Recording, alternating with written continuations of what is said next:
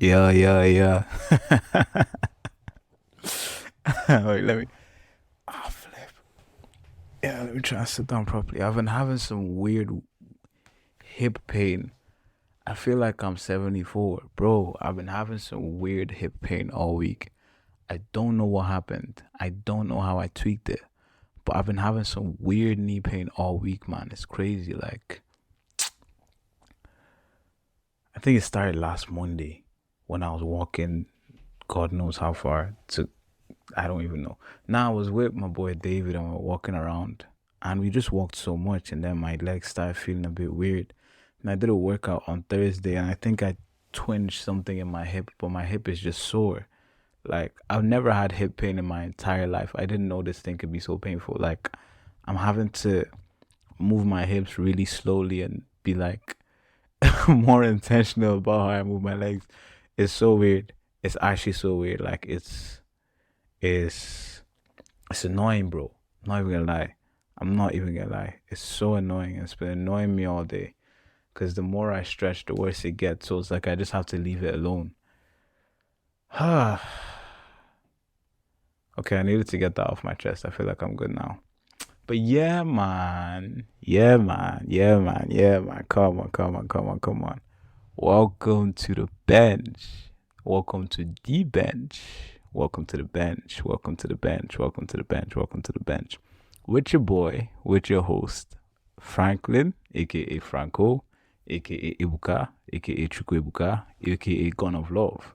Those are the five names I go by. I don't go by Frank. Please, if you like me, if you love me, don't call me Frank. But yeah, man, welcome back to the bench. I've got the grills on again today. I don't know I'm smiling so hard. But yeah, I've got the grills on today. I decided, oof, that's a good tea. I decided that I'm just gonna wear them every episode. It feels nice to wear them. I'll actually give a bit more context to what they are. So the one on the left is actually a cross, and on the one on the right is a dove. So the one on the left is a cross, obviously signifying the cross of Jesus Christ, and then the one on the right is a dove, signifying the Holy Spirit. The reason I got them, like I said in the last episode, I got them as a birthday present. But the reason I chose those designs was I always wanted to get grills, but I was like, what design will I actually get? Like, what do I, what do I even want? And one of the guys from Bible study, he went on this, like, I think he went to this place in, I think Croatia. I can't remember. This place called Medjugorje. This real like holy city with some really old churches and like historical Christian grounds. I don't. I'll be so honest. I don't know. But he went and he came back and he got us these souvenirs. Like the souvenirs were keychains and there were two designs on the souvenirs. One design was a cross and one design was a dove. And like he brought it back for the guys in Bible study. He handed it out. I took the dove one. But I was like, yo, that's kind of cool. Like one of the designs is a cross, one of the designs is a dove. And as I was thinking of designs to get for my grills, I just remembered that a cross and a dove, and I'll be like, yo, like that's kind of hard, you know what I mean? Like that's kind of it's kind of fresh, that's kind of clean. So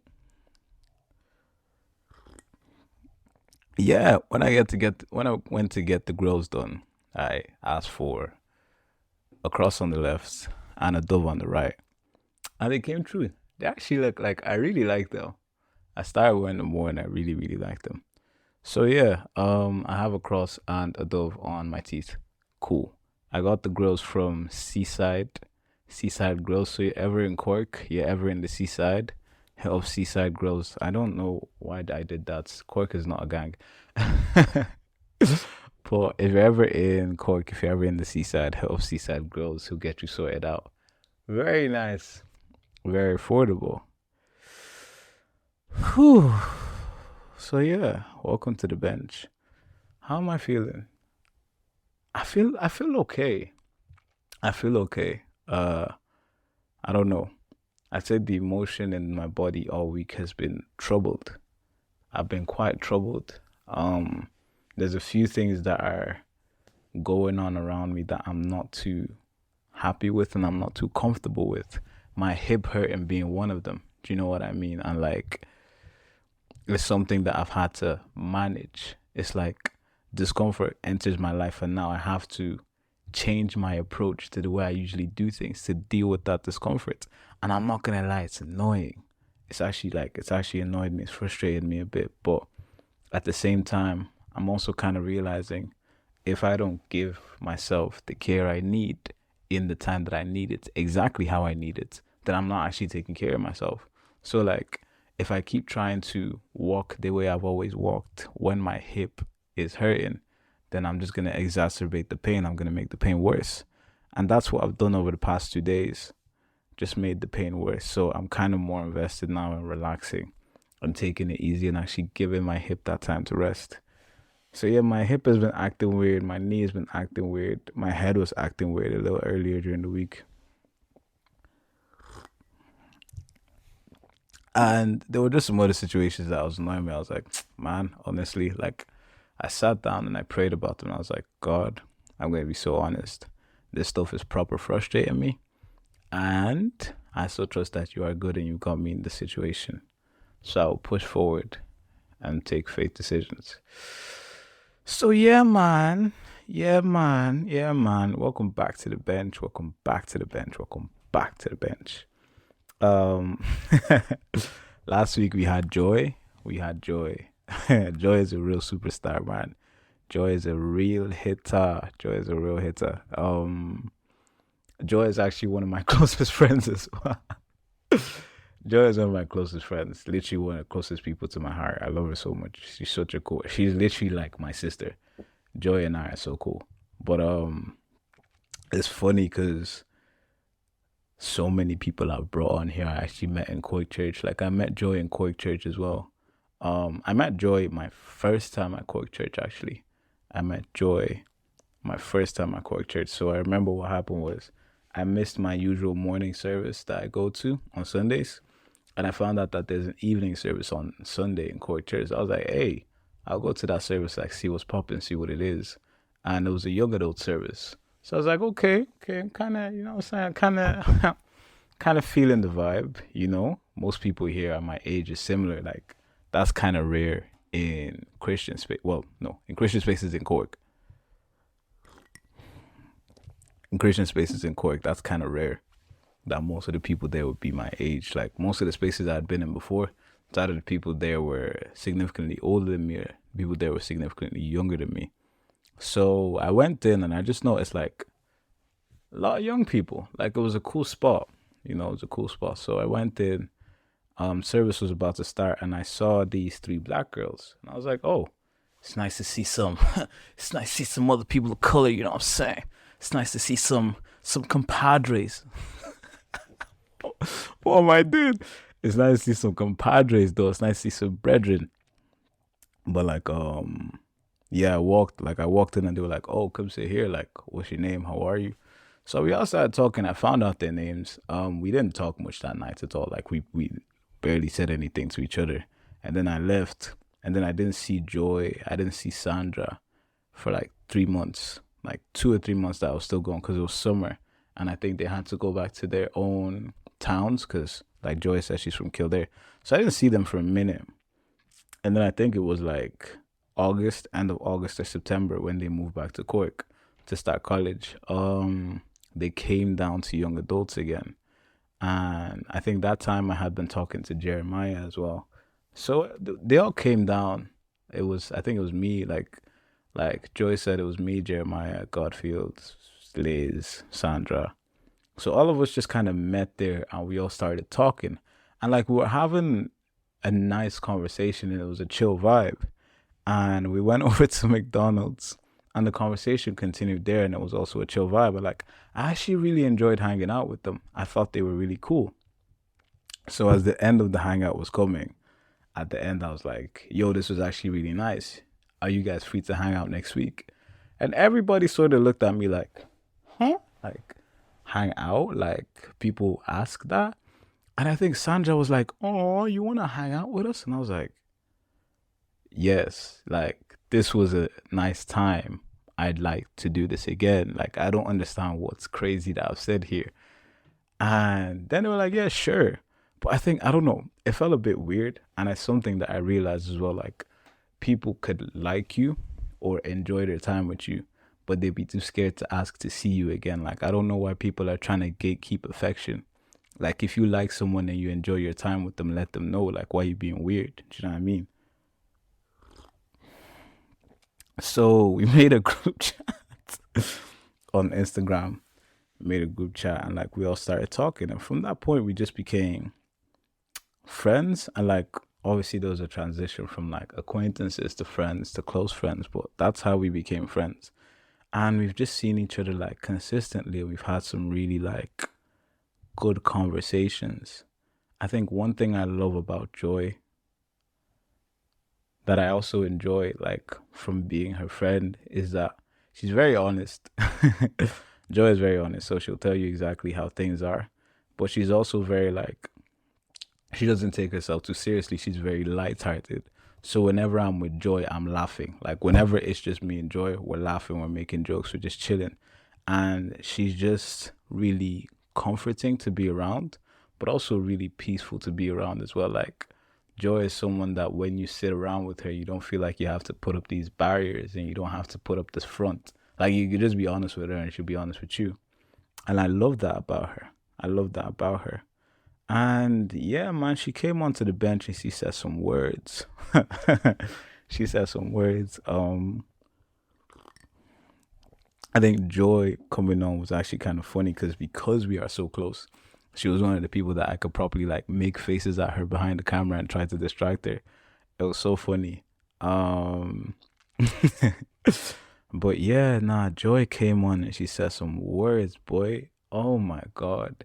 She said some words. Like she spoke about having an encounter with Jesus Christ when she was 6 years old. She spoke about leaving her church when she was 8 years old. She spoke about like how intentional God is with the people that He puts in your life to take you to the place that He wants for you to go. And she also just spoke again about like her personal journey with God and like the areas where she struggled and the things that like one she's learned along the way, but two she's had to experience with God, and how she's related with God in those moments. I really liked that. And I thought it was really nice. And again, I love how honest she was. I feel like so many times when we talk about God, we never want to talk about how annoyed we were in that situation or how confused we were with God or how frustrated we were with God. Or it's just like, yes, I had great faith. And with my great faith, God saw me through.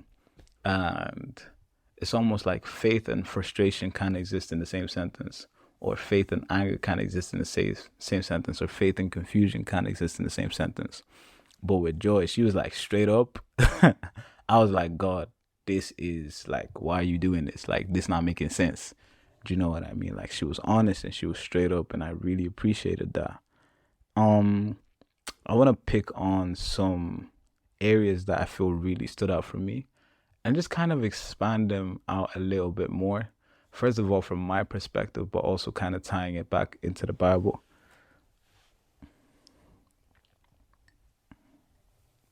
It's so funny for the people who listen with audio because they literally just hear random gaps in the audio and they think, oh, something happened. If you hear a random gap, it's because I'm taking a sip of tea. Look, look, look.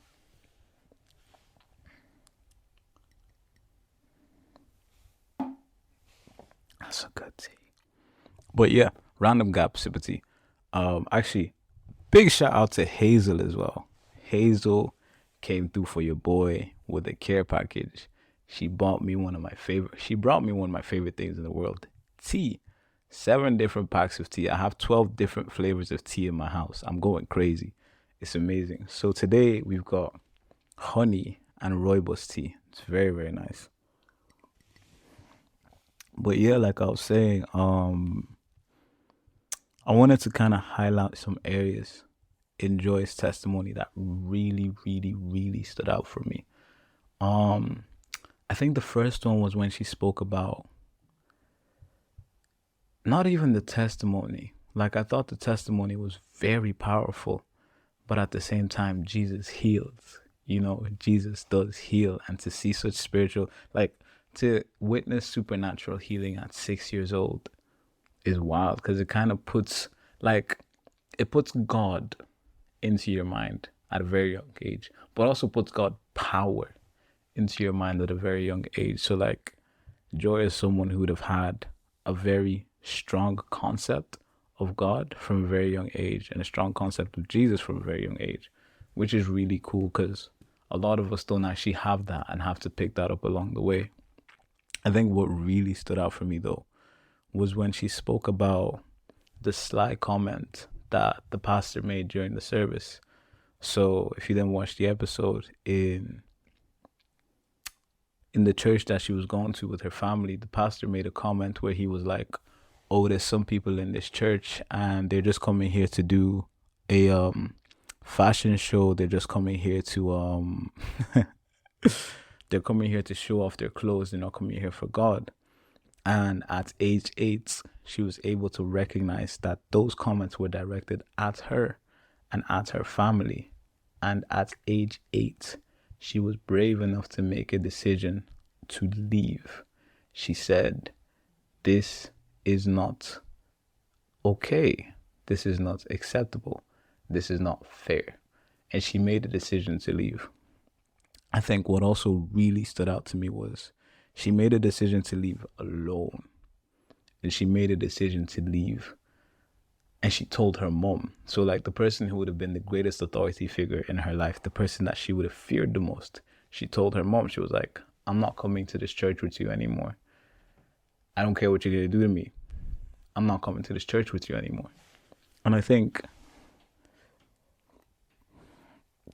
it was really, like, for me, it really stood out. I thought it was really interesting, but I also thought it was really powerful as well, because at age 8, she was able to recognize that there was wrongdoing, and she was able to make a decision of faith, to say, "This is clearly not the place for me. So I will go somewhere where I feel I am treated fairly and where I am accepted, I and my family."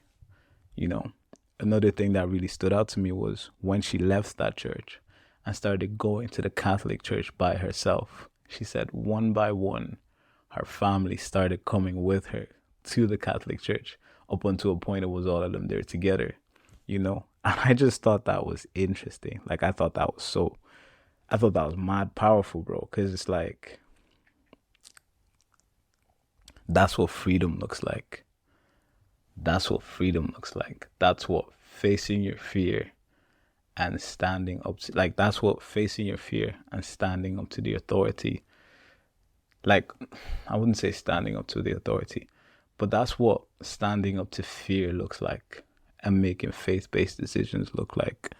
I feel like as we grow older, we sort of start losing that sense. Like, I don't feel like we lose ourselves a sense of, like, sensing wrongdoing. I don't feel like we lose that at all. I feel like our moral compass and our understanding of right and wrong is actually pretty strong all through our lives. But I think as we grow older as people, we start to lose almost our sensibility to our sensitivity to ourselves, and we start to lose that courage and that desire to do what's best for us. So at age 8, she had the courage to say, "This is not the place for me. I don't want to be here anymore." I really admire that, because she didn't just leave any space. She left the faith space. And, like, faith spaces are connected to God. So, like, with leaving that faith space, there would have been almost a fear of God and a fear of that authority. But she made that decision anyways, knowing that, yo, this isn't the place for me and I don't want to be here. Like, I really, really admire that. I really admire that. I feel like, well, not I feel like, I have seen in my life that a lot of people have found themselves in faith spaces where they know it's not right. They know it's not okay.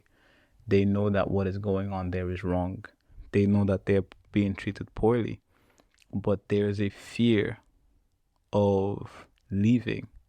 There's a fear that they will face backlash from the pastor. there's a fear that they will face backlash from the spiritual leaders, from their brothers and sisters in the faith space or in the church or whatever, that they'll face backlash from God for leaving, you know? So it just really stood out to me that an 8-year-old would face all of that and still leave. It really stood out to me. Like growing up, I grew up in Nigeria, so I've been around some churches. I've been around some churches. I think, well, not I think, I know I was there. Um, One of my very first experiences of faith, was with my auntie. I went to church one evening prayer service with my auntie. I went to church with her, and it was like a prayer slash deliverance service, rah rah rah rah rah. And like, if you've been in Nigeria and you've been around Nigeria, you might even know the church I'm talking about. I'm not saying names, but we went there, and it was all fire, fire, fire, and like the guy who was praying, like the guy who was leading the prayer, he walked into the crowd of people that were there. Like it was a small enough place, small enough like church thing. But he walked into the place, and there was a woman who was shaking as he was praying, and he sort of did his hand like whoa, and like he pushed her. And when I tell you this woman flied back, like flied, this woman flew back. Like if you've ever watched anime, you know when they do like the beam, like you watch Dragon Ball Z and they do the kind of kamehameha. It was literally like this man did a spiritual kamehameha to this woman, and she flew back, and she flew into like 3 rows of chairs, knocked all the chairs over. She fell on the floor. She's shaking. She's convulsing. She's vibrating. I'm like 6, 7. I'm watching this go on, and I'm like, this is not right. This is not okay. This is not right. This is not okay. Something feels off about this. I can't put my finger on it, but at age 6, I knew something feels wrong about this, you know? And I didn't go to that particular church with my auntie anymore. I was like, nah, I'm not going to that one. I still went to church with her, but it was a completely different church after that. But like when it came to that church and their prayer services, I was like, yeah, I'm not going to lie to you. That's whack. You know, that's whack. I was watching something, funnily enough, yesterday. Like I was talking to some friends about it. Like they brought it up, so I decided to go watch it. And it's this BBC Africa documentary about prophets TB Joshua. Wild stuff. Wild stuff. It kind of goes into some of the stuff that was happening behind the scenes of what looked to be such a powerful and authoritative ministry where miracles are happening and healing and da da da da da and all that stuff. And they show you an behind the scenes look of what was going on with the people who were actually leading and serving at that church. And you see that there was manipulation, there was abuse, both physical, spiritual, psychological, emotional. You know, there was coercion, there was rituals as well. So the person who was meant to be the figurehead of a ministry that is pushing and promoting Christ was performing voodoo rituals on the side. This man was doing juju in the back, crazy stuff. And like the people who were his right hand men and women and like his hands and feet in the ministry were confessing to some of the things that had happened. And one of the sort of like general consensuses among all of them was at some point we recognized this was wrong, but we didn't know what to do. We were too scared. We were too afraid. The consequences would have been too great. We were confused. We were shocked. So we just sort of kept going, you know? We just sort of kept going. And I feel like that's one of the things that we find sometimes in faith spaces, but not just in faith spaces, in friendships, in workplaces, in businesses, in households, in relationships, in marriages, any space where there's people, literally any space, on a flipping farm, any space where there's people, sometimes we find ourselves in situations where there's clear abuse, clear signs of abuse, clear signs that things are going on. We see the signs. The signs are obvious. And instead of making the decision to leave, we stay because we are scared of backlash, because we are confused, because we do not know what to do, you know? And that was kind of what was happening to the people in that ministry. They were like, he scared us enough that we didn't know what to do. And I was watching it and I was so shocked and I was so heartbroken. And one of the things that stood out to me was one of the first people who spoke up against him was his own daughter, you know. And one by one, people started speaking up. One by one, the scales started falling off their eyes, and they were able to see, and they were able to like call him out on his abuse, call him out on his BS. Do you know what I mean? And eventually, the tile started to move, and everything came tumbling down. You know, no point going too deep into it on here, but like, if you want to watch it, just know that it is wild. Like, it is wild. Like, it's proper wild stuff. But yeah, similar to Joy's situation, the people there were on there. Well, not similar. Like with Joy's situation, the guy just made like a sly, weird comment. It wasn't that crazy. I don't know what else was going on, but it wasn't that crazy.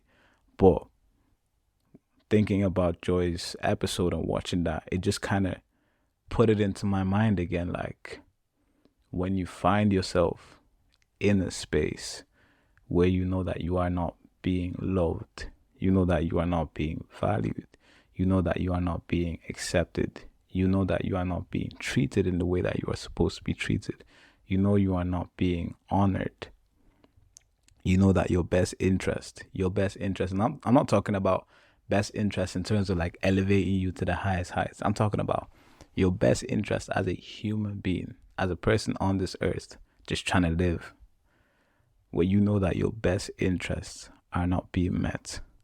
If you find yourself in that space, leave. Because staying there longer is just more time that you are going to spend not being loved, accepted, and valued. It is not worth it, you know?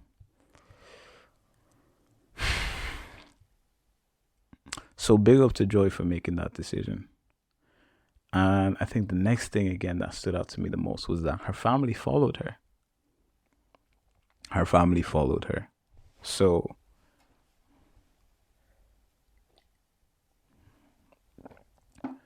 Joy having the courage and the strength to get up and leave. Joy having the courage and the strength to get up and leave seemed to inspire her family to have the courage and strength to get up and leave a place that they felt or knew wasn't for them. You know, that one really stood out to me because it's like, Joy was 8. Like, she wasn't like, it wasn't an adult leaving. But even then, her family, including her mom, so someone who's way older than her, was then able to recognize that, like, yo, this ain't the place for me. Do you know what I mean? So when it comes to staying in places that you know aren't for you, when it comes to being in situations that you know aren't serving well, you exiting that place won't just bring freedom for you, it's gonna bring freedom for the people around you. It's gonna cause a domino effect for those around you, especially if you're in a place of influence in that space that you're not being treated well. It's gonna be a domino effect, because when people see you having the strength to leave, they will also develop that strength to leave, you know? They will also develop that strength to leave. So your freedom is not just for you. Your freedom is for your brothers and sisters too.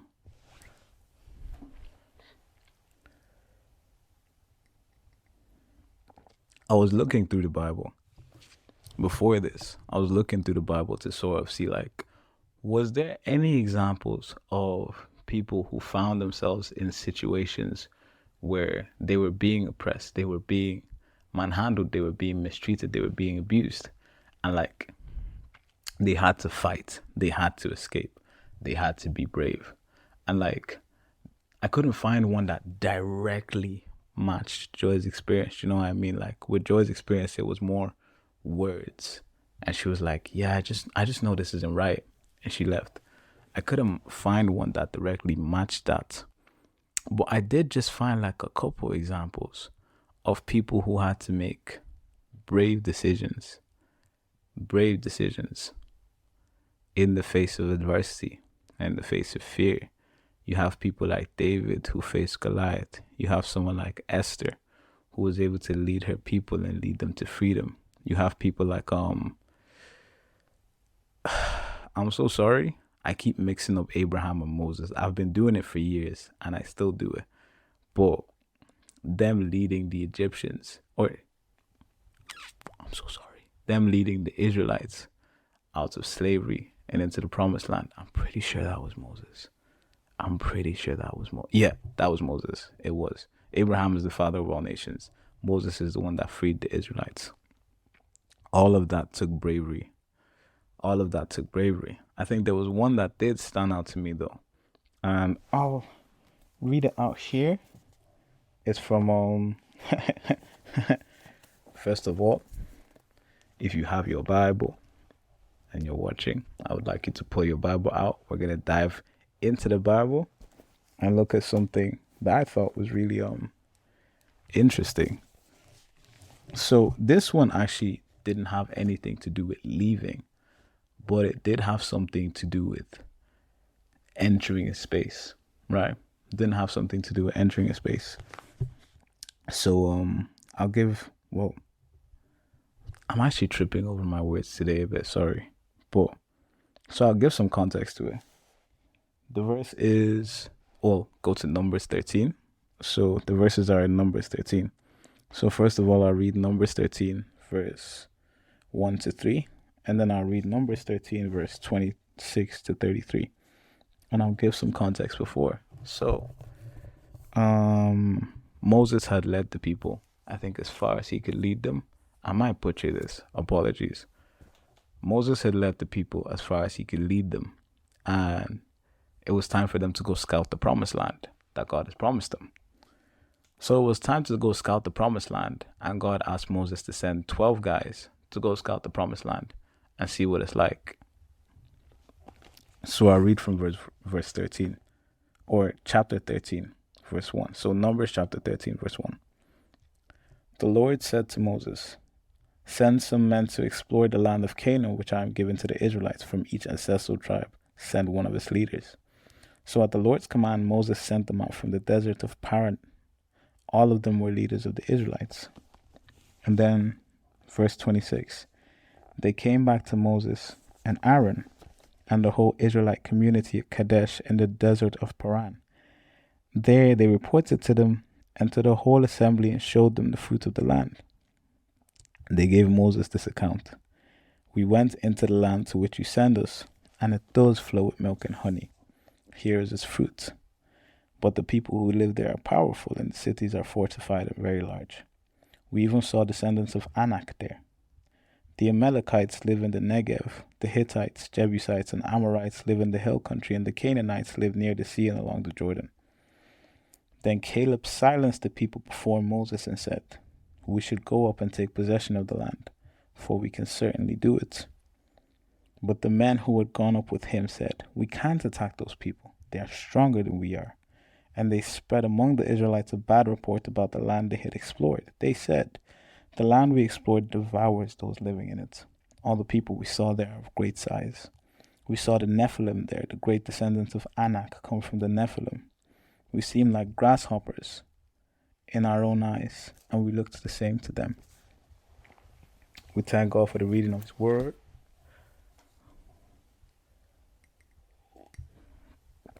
That's a bit of a chunky one. Well, not a bit, it's a very chunky one. It's quite thick. But yeah. So basically Moses sent them out to go explore the land of Canaan and to see who was there and see the resources it had. You know, he sent the 12 guys. And when they went there, they saw that the people that they will be taking the land from were powerful. So most of them came back and they were like, yo, we can't do it. It's too hard. But Caleb silenced them and he was like, we could certainly do it. We can. But the guys, because they saw this as the opposition, they were scared. And so they went around and they were actually spreading a bad report among the people. So they were like, yo, we can't do it. Yo, it's not possible. Yo, like, they're too powerful. There's no point trying to fight them. We'll lose anyways. You know? And the reason I picked those verses is because those verses are kind of similar to both the situations I played out. So those verses could be applied again. Sometimes I stretch things, I know, but I'm just trying to give examples. Like, don't hold me, please. Just don't hold me, man. But but yeah. So it could kind of be applied in that example. It's like there is opposition. I need to face this fear. I need to overcome this fear to enjoy the promised land that is on the other side, to enjoy the peace and the joy and the fulfillment, and to go to the place that I know where I will be taken care of. Like, that was the battle that Joy had to face. Similarly, for the people I saw in that documentary, the people in TB Joshua's church, the person they actually had to overcome was TB Joshua himself, you know, in the midst of his power and his authority and his manipulation and his connections. People still had to have the strength to face up to him and to fight back, you know, and to speak the truth, knowing that they could face consequences. And what that really put into my mind was the importance of courage, the importance of bravery, the importance of taking action in the face of adversity, you know, in the face of adversity, knowing that at the other side of this adversity that I can face, or I might face, or I will face, that there is victory and that there is peace, you know? Like with the Israelites, what stood in the way of the promised land that God had for them was giants, people that they would have to fight to take over that land. But Caleb encouraged the people. He was like, yo, we can surely do it. I believe that we could do it. And I guess this is just an encouragement for anybody that's watching. If you find yourself in a place where you know it's not for you, or you feel it's not for you, never be afraid to leave. Never ever be afraid to leave. And yes, there will be consequences for you leaving, but never be afraid to leave. Of course, you should pray and you should be sensitive to the Spirit and you should consult God with your decisions. And never ever be afraid to leave. Never ever be afraid to leave. Your destiny, your purpose, your calling, or whatever big word people like to throw on these things, they aren't tied to any specific people. They aren't tied to any specific church. They aren't tied, or it's not tied to any specific people. It's not tied to any specific church. It's not tied to any specific relationship. It's not tied to any specific town or city or community of people, you know? So if you ever find yourself in a place where you know that you are not being treated well, you are being abused, you are being maltreated, you are being dishonored, never be afraid to, do everything within your power to leave. You will be afraid to leave, facts. It's going to be scary. And at the same time, for the sake of the peace that stands on the other side, for the sake of the healing that stands on the other side, for the sake of the deliverance and the enjoyment of life that stands on the other side, never be afraid to leave. And fight the fear and leave anyways. For your sake, not for anybody else's sake. For your sake. Because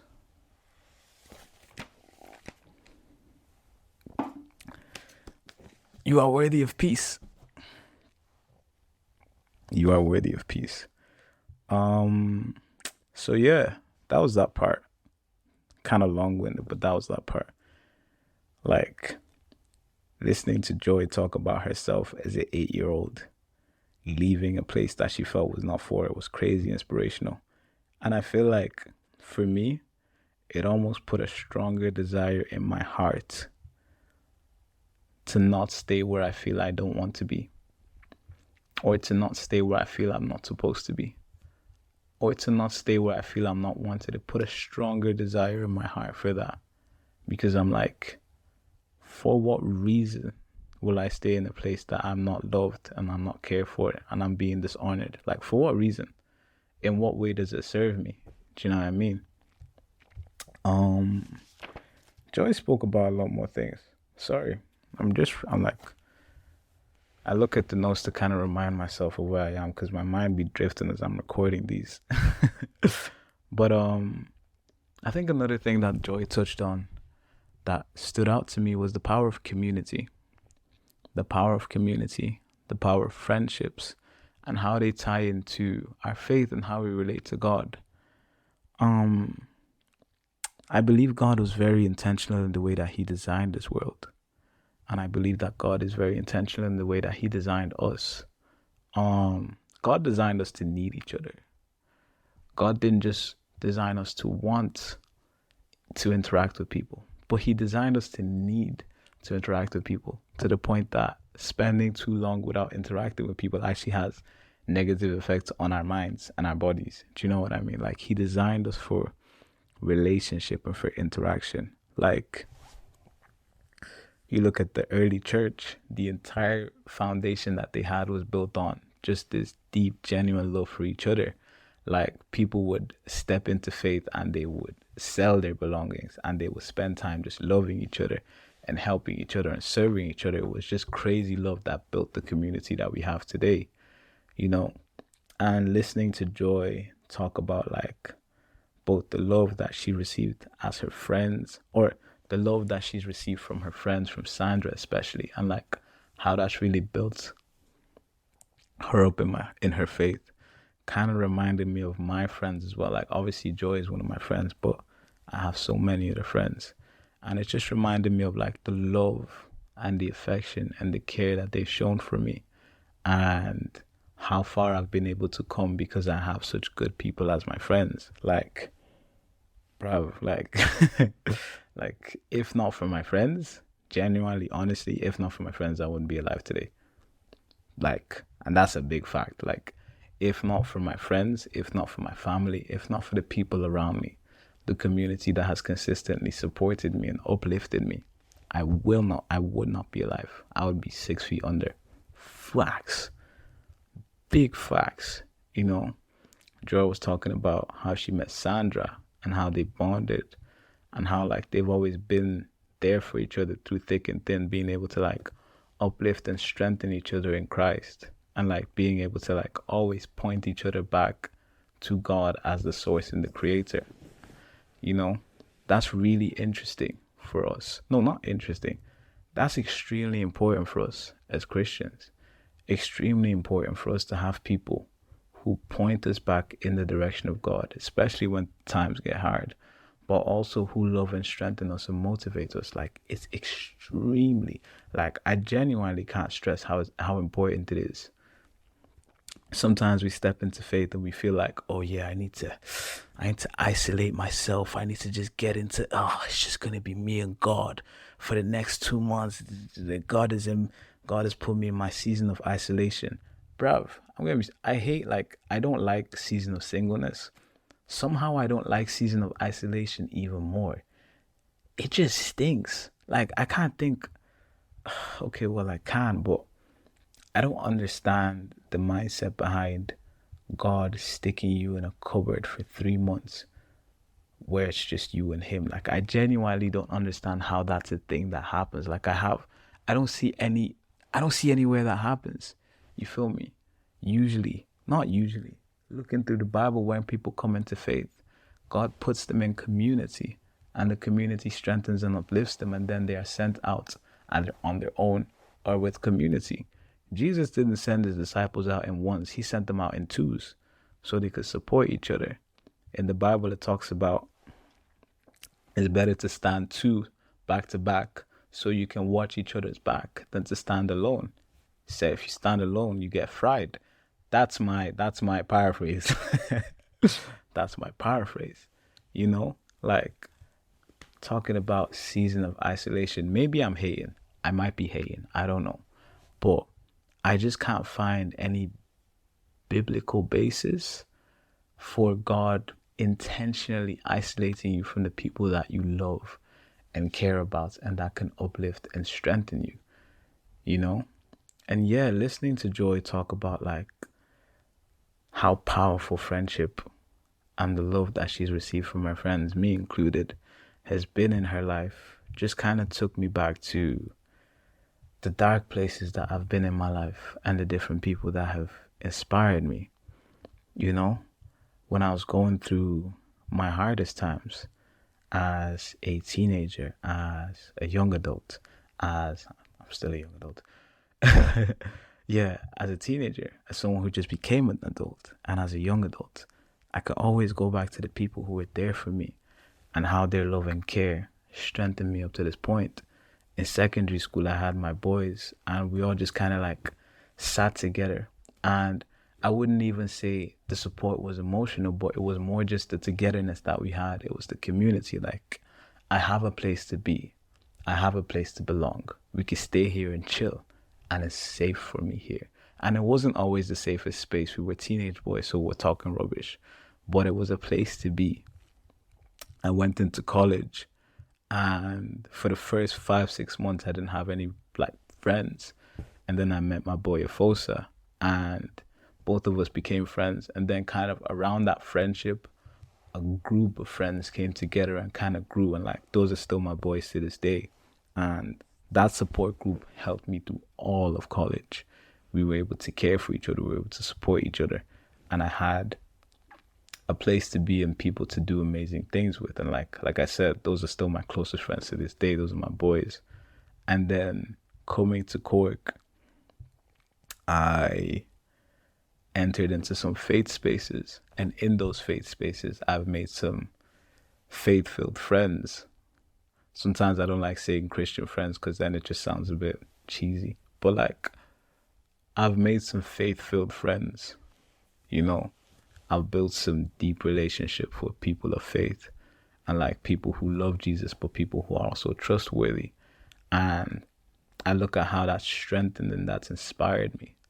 I think of my relationship with my girlfriend and the times where I was just not okay upstairs. And I think of the conversations we had and how she supported me and how she helped me get back on my feet mentally. Like, I think of my cousin, who is literally my best friend in the entire world.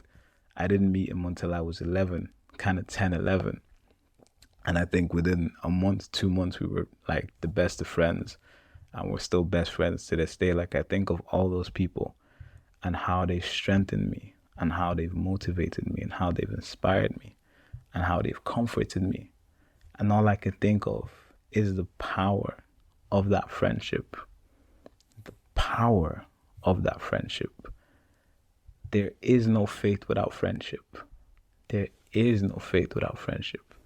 And nobody can do this faith thing on their own.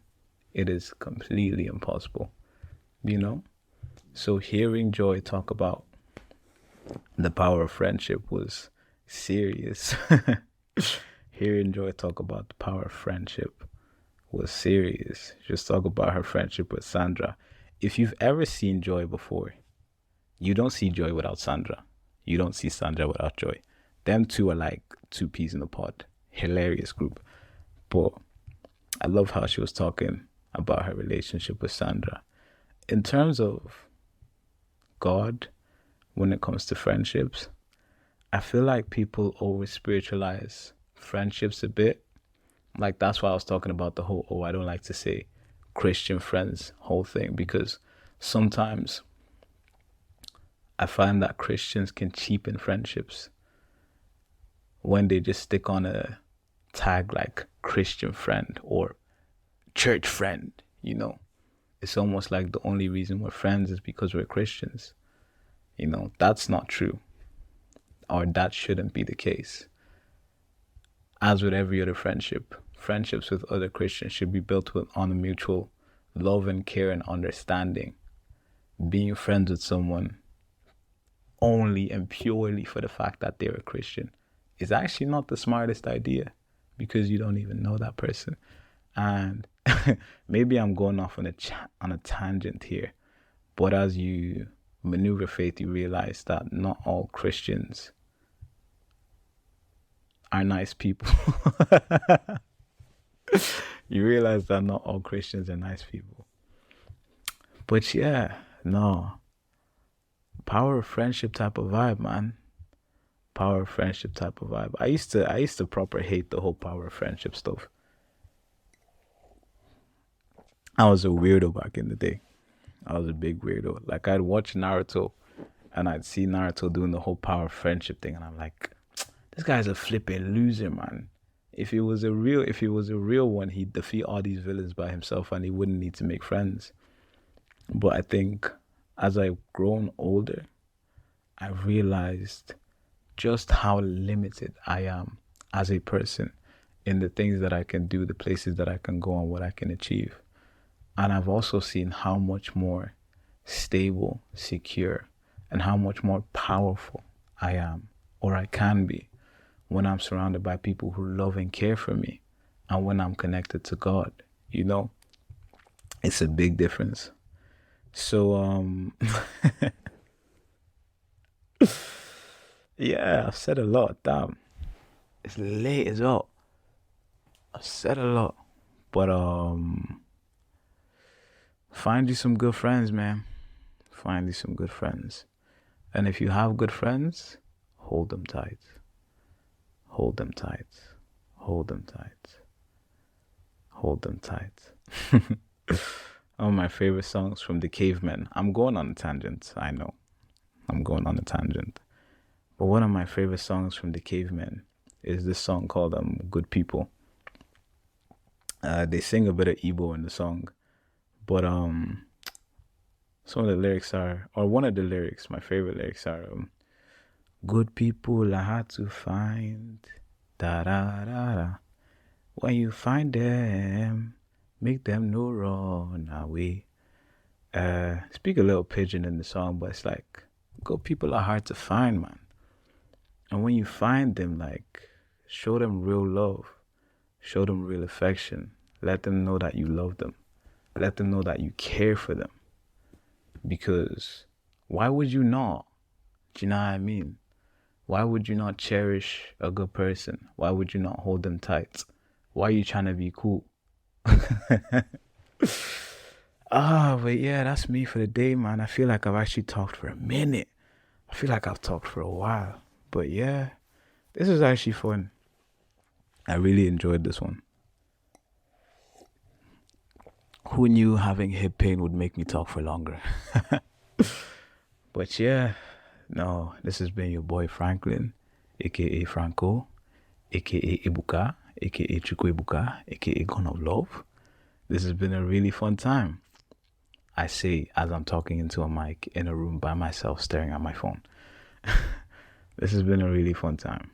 If you liked this episode, give it a like, bow. Give it a subscribe, give it a subscribe, bow. Leave us a comment, bow. Let us know what you think in the comments, bow. Interact with the post on Instagram, bow. But yeah, this was fun. I think I'm going to leave it there. Have a lovely morning, afternoon, or evening, wherever you are, whatever you're doing. Remember that God loves you. Remember that Jesus loves you. Damn. And yeah, we'll kick it back off next time on the bench. Peace.